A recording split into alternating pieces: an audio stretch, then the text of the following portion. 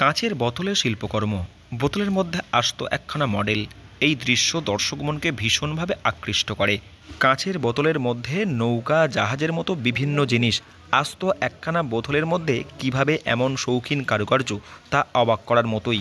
এই কাজ কিভাবে সম্ভব, তা ভীষণভাবে কৌতূহল জাগায় দর্শকদের মনে যত বেশি কৌতূহল, আর ততই যেন আনন্দ শিল্পীর কাছে। কাজের দক্ষতা, ধৈর্য এবং হাতের ব্যালেন্স মিলিয়ে এই সৃষ্টি।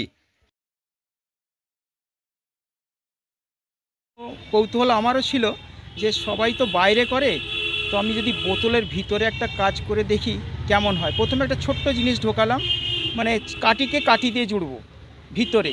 তো তার জন্যে বড় চিমটির দরকার ছিল, কাঠের চিমটি তৈরি করলাম।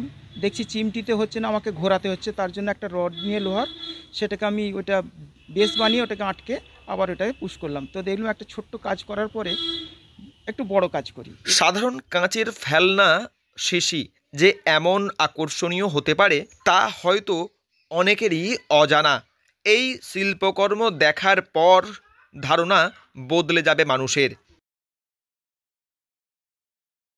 এবার এরকম করতে করতে হাতের মধ্যে আর ব্যালেন্স আর ধৈর্য, এই তিনটে জিনিস চাই: আগ্রহটা, ধৈর্য আর ব্যালেন্স।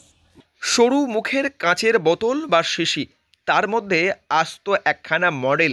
যে মডেল কাঁচের শিশির মধ্যে কিভাবে প্রবেশ করানো, সেই প্রশ্ন বারবার ঘোরাফেরা করবে দর্শকের মনে। বাতিল কাঁচের শিশি দেখি আমি দিল্লিতে এক জায়গায় বোতলের মধ্যে পুতুল দেখেছিলাম প্লাস্টিকের ঢোকানো। তো দোকানদারকে জিজ্ঞাসা করলাম এটা কী করে ঢোকানো হয়েছে। বলছে এটা আমিও জানি না, আমাকে বিক্রি করতে আসে, কিনেছি। ওর পরে ওটা বুদ্ধি ঢুকে গেল, কিন্তু এখন একটা সেই কথাটা মনে পড়েছে, আমি এই কাঠের করব। শিশির মধ্যে মডেল, এই মডেলকে শিশিতে প্রবেশ করানোর আগে বাইরে মডেলটিকে সম্পূর্ণ বা পূর্ণতা দিতে হবে।